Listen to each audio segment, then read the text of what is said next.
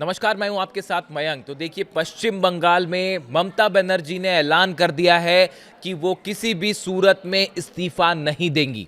BJP की जीत हुई है, लेकिन ममता बनर्जी का ये ऐलान कि वो इस्तीफा नहीं देंगी, इसके चलते पश्चिम बंगाल में एक संवैधानिक संकट खड़ा होता दिखाई दे रहा है। जिसके बाद ये सवाल उठ रहे हैं कि अगर वाकई ममता बनर्जी ने अपना ऑफिस खाली नहीं किया तो उसके बाद क्या होगा। क्या सुरक्षा बलों के जरिए, फोर्स के जरिए सीएम ऑफिस खाली कराया जाएगा? आखिर संवैधानिक स्थिति क्या कहती है, भारत का संविधान क्या कहता है, इसको समझना होगा। देखिए, सबसे पहले तो कल ममता बनर्जी ने जिस तरह से प्रेस कॉन्फ्रेंस करी, उन्होंने आरोपों की झड़ी लगा दी। उन्होंने चुनाव आयोग पर आरोप लगाया कि चुनाव आयोग ने जो है वो एसआईआर के जरिए जो है ममता बनर्जी और उनकी पार्टी को हराने की कोशिश की। इस तरह के आरोप लगाए गए। उसके बाद उन्होंने कहा चुनावों में धांधली हुई है, वोटिंग के दौरान गड़बड़ हुई है, ईवीएम्स को जो है हाईजैक किया गया, वोटर्स को वोट नहीं डालने दिया गया। इस तरह के उन्होंने तमाम आरोप लगाए और आखिरी में उन्होंने कह दिया कि मैं इस्तीफा नहीं दूंगी। शायद ये पहली बार ऐसी स्थिति होगी भारत में कि एक सीएम जो है उनकी पार्टी हार जाती है और वो इस्तीफा देने से मना करती हैं। अब देखिए, कानून इस बारे में क्या कहता है।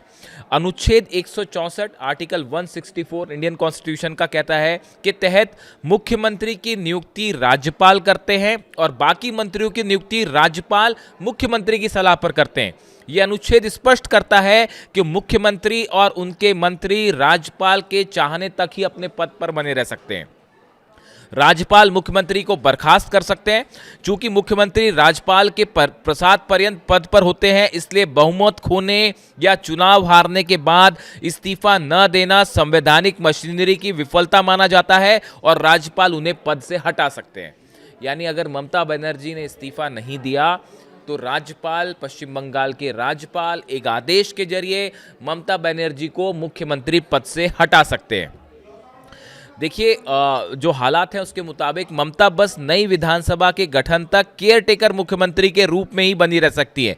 जैसे ही नतीजों की आधिकारिक अधिसूचना होती है, राज्यपाल बहुमत दल को सरकार बनाने का न्योता देते हैं। उस स्थिति में उन्हें पद छोड़ना होगा और उसके बाद फिर ममता बनर्जी नहीं बनी रह सकती सीएम।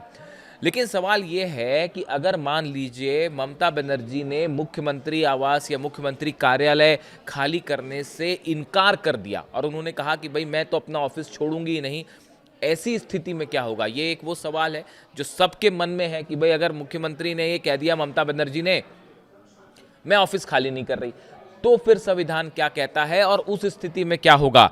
यदि बर्खास्तगी के बाद भी कोई मुख्यमंत्री कार्यालय खाली नहीं करता है तो कानून व्यवस्था बनाए रखने के लिए सुरक्षा बलों की मदद ली जा सकती है और ऑफिस खाली कराया जा सकता है।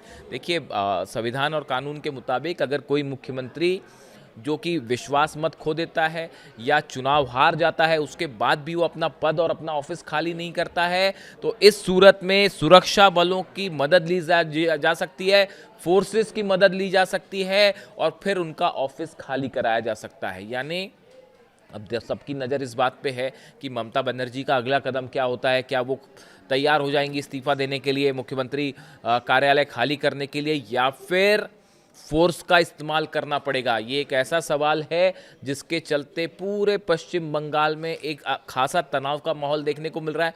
कई जगह से प्रदर्शन की भी खबरें, कोलकाता से लेकर मुर्शिदाबाद तक का बीती रात भी कई जगह से जो है वो छुटपुट हिंसा की खबरें आती रहीं। ऐसे हालात में अब सबकी नज़र इस बात पर है कि ममता बनर्जी का अगला कदम क्या होगा। हम आपको सुनाते हैं ममता बनर्जी ने कल क्या कहा था।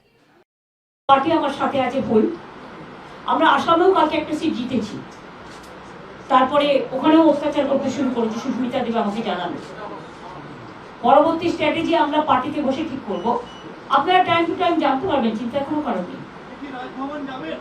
কেন, কিসের জন্য? আমরা তো হারিয়ে নিয়ে যাব। হারলে আমি যদি শপথ দিতে যেতাম তাহলে আমি রেজিগনেশনটা করতাম। এখন তো question doesn't arise.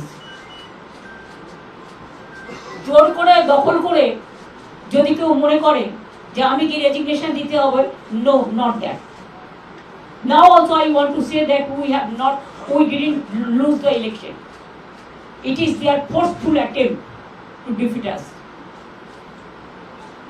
Officially they may, through election commission, can defeat us. But morally I am telling you that we won the election.